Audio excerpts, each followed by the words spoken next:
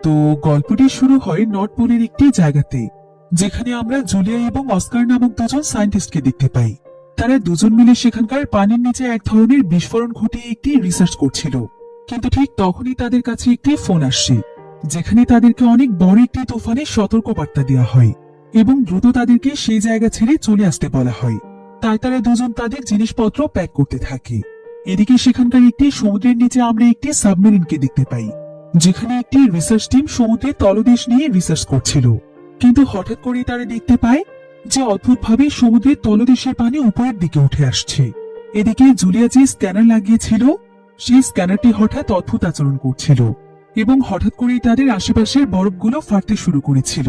তাই অস্কার দ্রুত বোমটি বিস্ফোরণ করে তার টাস্ক কমপ্লিট করতে চাইছিল। এদিকে বিপদ বুঝতে পেরে জুলিয়া তাড়াতাড়ি করে তাদের জিনিসগুলো নিয়ে পালাতে চাইছিল, কিন্তু তাদের হাতে একদমই সময় ছিল না, কারণ বরফ এত